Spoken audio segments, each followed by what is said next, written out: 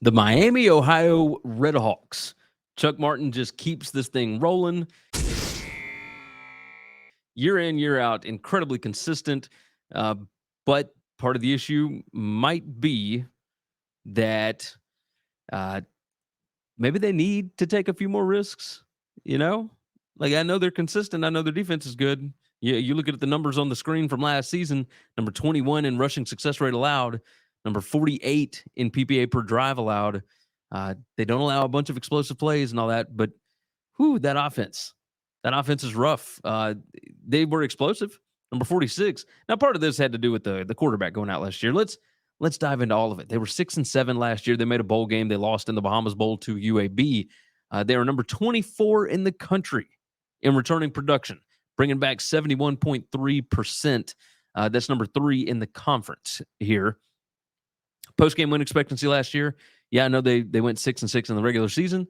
Post game win expectancy, they were 4.71 and 7.29. So, as we're staying in the MAC East here, 4-4 conference record last year. Win probabilities has got them at 7-5 this year. So schedule it sets up pretty nicely. They were number 11 in turnover margin last year. That's definitely good. I don't know if they'll be able to keep that up this year. Let's look at who they lose. Linebacker Ryan McWood, the center Rusty Feth, the right guard John Breckel, and of course the wide receiver Mac Hippenhammer. They lost quarterback Brett Gabbert to injury after the first game. He came back in week 8. He played 3 games. Then he was out for the rest of the year. But they were 1-3 with Gabbert and 5-3 with the quarterback Avian Smith. I don't know what to make of that. The offense was number 117 in yards per play last year. That's after being number, let's see, that's being number, I've lost my place. I do this all the time. They were number 33 in 2021. And if you go back further, they were number 117 in 2019. And then they moved their way up to number 45. And then they were number 33. And now they're back all the way back down at the bottom in yards per play. So that's definitely not good. The offensive line seemed pretty strong. They couldn't get a push last year, which is not common for Chuck Martin's bunch. But either way, they averaged only 16 points per game and 7 losses last year. They were 5-1. However, when they ran for 120 yards, that's the issue. They were 127 in the country in rushing success rate last year on offense. You got to get better at that. They're number 108 in passing success rate, number 127 in rushing success rate. That led to number 116 in offensive PPA per drive.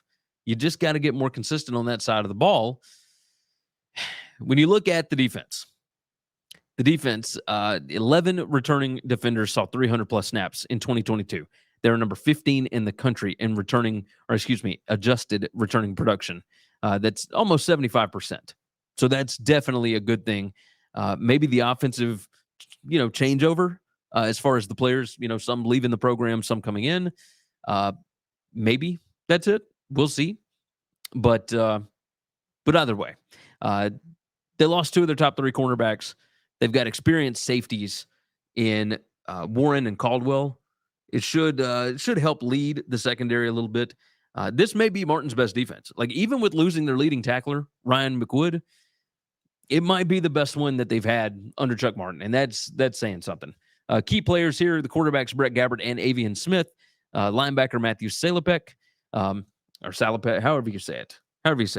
Defensive end Brian Ugwu, and the defensive back Jaquez Warren, and wide receiver Miles Marshall and Kevin Davis. Those are the key players for the year. Luck rank last year was number 65. That's even with the turnover margin of number 11 in the country. So, your quarterback injury, it balances out with the luck that you had in turnovers. So if you lose a little bit in turnovers, maybe that means you can keep Gabbert healthy this year. Obviously, we'll see. We will see. Keys to the season. All right, we'll move this off of here. You got to figure out how to win more close games. If you're going to be risk averse, you got to be better in that spot. They were 15-20 in one-score games in the last 7 years. They were 4-4 last year with the bowl, right? So you're still just hitting right down the middle. If you're going to play a bunch of close games, you got to be better at winning them. They're projected favorites in 8 games. They got 5 toss-up games on the schedule that I can tell, and toss-ups are games that are within one possession, are projected to be within one possession. Maybe they need to look at going for it more on fourth down. They only went for it 1.6 times per game last year. That was number 93 in FBS. Uh, get a couple of 4th and 1, 4th and 2s. Now, of course, it's weird to say that this year was such a good defense, but maybe rely on your defense a little more. If you're at midfield and you got a 4th and 1, 2, or 3, take a shot. Go for the score. You need to score more points. My question, I guess, is does the offense look better if Gabbert's healthy? Here's what I was talking about. They were number 117 in yards per play to number 45 to number 33 in the 3 years prior, and then they bounced all the way back to 117 last year. You look at the schedule. I've got them going 8-4. I like them a lot. I think they're going to win the East. So I've only got losses to Ohio and Ball State, both of those on the road. I think that they will beat Toledo at home. I think they will beat, at Kent State, Bowling Green, at Western Michigan, and then they'll beat Toledo.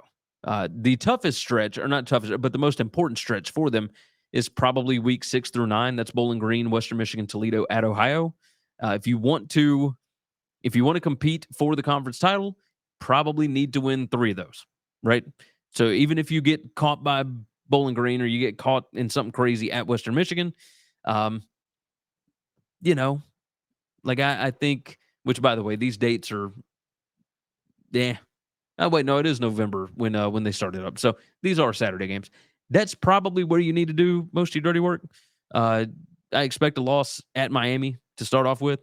I think they can beat UMass. I expect a loss at Cincinnati, and then I expect them to win 5 straight. I think they can beat Toledo. But yeah, beat Akron, beat Buffalo, lose at Ball State. It's going to put you at 8-4. That's well above the 6.5 that they've got. So I'm going over at minus 120. It's juiced a little bit to the over. Plus 900 to win the conference. The MAC is always such a crapshoot. I mean, you never really know. So if Gabbert's healthy and he's back in, position here, I think this team's going to be good. The ceiling, I think, is probably 9-3. I think they're going to have a loss in the MAC somewhere. This offense, needs to improve. Certainly, the floor is 5-7, not even making a bowl game. But I've got them at 8-4. I like what Chuck Martin's doing. Give me the Redhawks. I love this team. I expect big things, especially from that defense this year.